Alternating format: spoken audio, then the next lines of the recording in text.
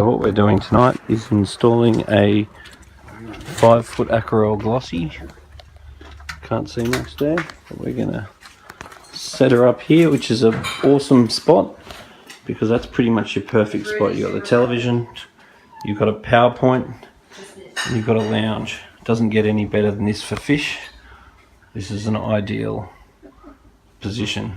So when you put an aquarium in position, it's really important to make sure there's no rock in the cabinet, because if there is rock in the cabinet, you need to put spacers underneath it to make sure that the stand is nice and level. And then you just need to make sure that you've got a layer of foam or what's that stuff called? Rubber. Foam. Rubber, to make sure that foam rubber, that it's a little bit flexible, so then if there is any irregularities, the foam can take that irregularity up so the glass doesn't crack. So now we've got the aquarium on the stand, and it's actually surprisingly easy to maneuver around a empty aquarium, particularly on a nice smooth floor like this. Now we're just setting up the canister filter. It's really important that you remember to take the media out of the basket, out of the plastic. So the media comes inside plastic bags inside the filter, and when you set the tank up, make sure that you take the media outside of the plastic bags, because the aim is not to keep super clean media, it's to have an effective fish tank. So now we're just putting the inlet and outlet lines on the filter. And the key is to try and make sure that the pipe is not too long, because you don't want it kinking, but you obviously don't want it too short or it won't reach your filter. So measure twice, cut once, and you've got a inlet that goes into the filter, and that must match up to the nozzle on the filter that says in, and then these ones are the out, and they go out of the filter.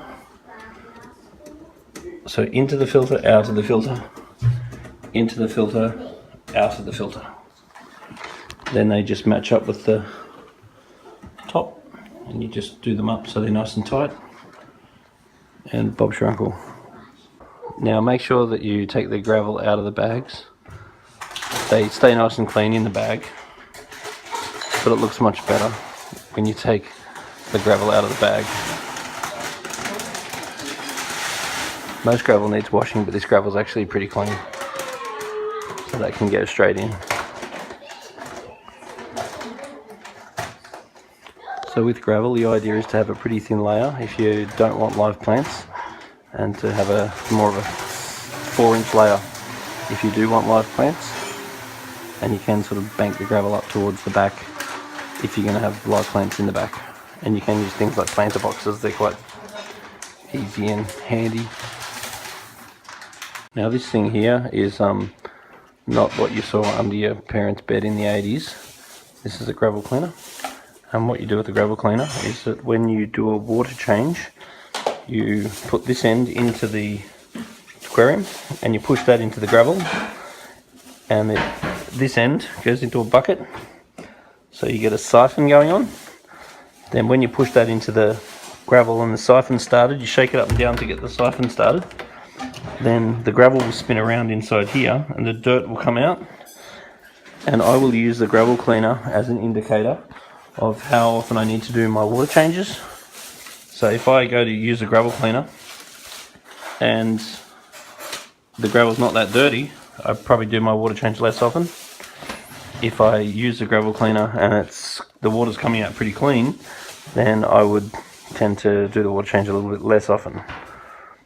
And this particular one here, the Aquarium one, has got a straight edge, and that's good for cleaning the glass as well, knocking off a bit of stubborn algae. This is really your best friend, gravel cleaner. Now when you set your aquarium up, don't forget to adjust the hinges, and that will make sure that your doors are nice and flat.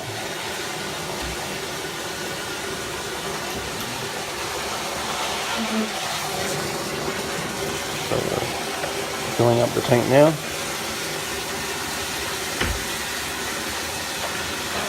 You make sure you level the tank before you fill it up.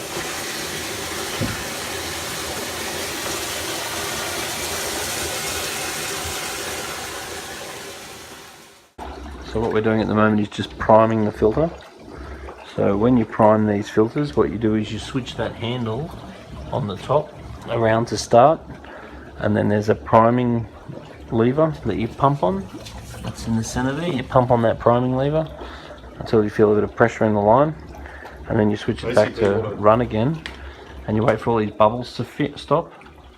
And then when the bubbles have stopped, you know the filter's full of water, and then you can plug the filter in and turn it on.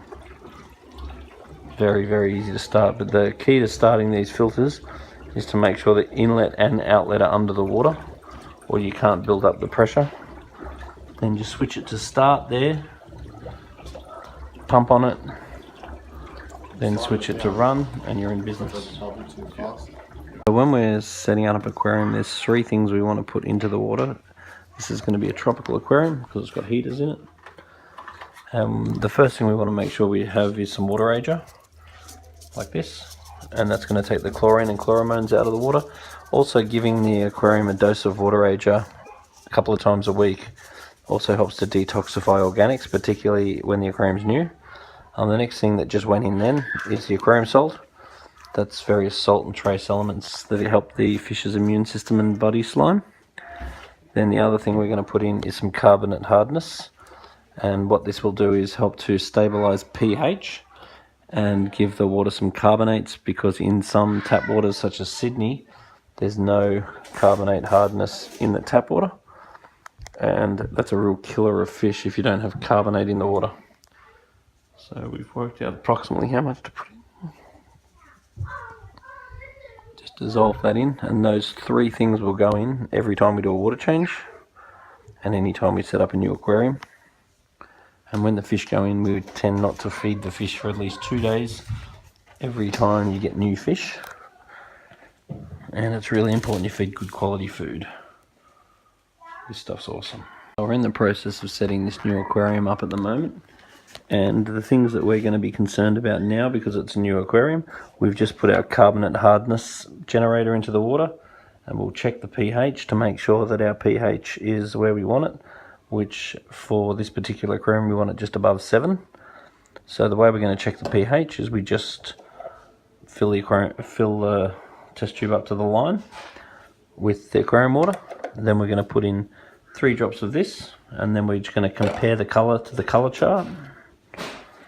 So there's the pH colour chart, and we're going to want this tank to be, say, 7.2. We'll be pretty happy for this. That's how you check the pH.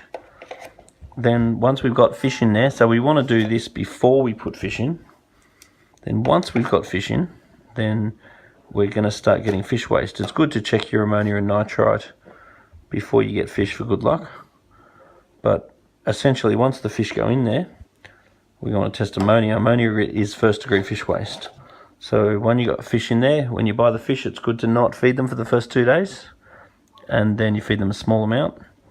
You fill the vial up to 5 mils. Then you get number 1 and you put in 8 drops. Then you shake that and give it a bit of time. Then you got number 2 and you put in 8 drops. Shake that and give it 5 minutes, and then you compare the colour chart. We really want it to be 0. If it's not 0, then we want to put a 5 times dose of prime in every day to detoxify the ammonia. Water change wouldn't hurt, and put a bit of good bacteria in to seed the tank. Then the ammonia is then going to break down as bacteria grows into nitrite. So the way we're going to check the nitrite is we're going to get the nitrite one. We're going to put in 5 mils. Then we're going to put in 5 drops of this. Then we look at the colour and compare it to nitrite. Nitrite we also want to be 0. If the nitrite is up a bit, we do the same thing as we do with ammonia, which is we put a 5 times dose of prime in to detoxify the nitrite, and we add some good bacteria, bit of a water change, keep the feeding down. Then over time the ammonia will break into nitrite, then nitrite into nitrate. As your nitrate starts coming up, usually you want to get your gravel cleaner out and do some water changes. And the way you check your nitrate is you just put in up to the line with water from the aquarium. Then you just grab the one that says nitrate 1 and you put in 10 drops. Then you shake it, wait a little bit of time. Then you get bottle 2, put in 10 drops, shake it, wait 5 minutes. Then you compare the nitrate colour. Now, if your nitrate starts coming up, some water changes would be a good idea. And nitrate is nowhere near as toxic as ammonia or nitrite. Those ones there are very urgent. These ones here are not so important. Just more regular water changes and then you'll be fine. So we've got the light on the aquarium now.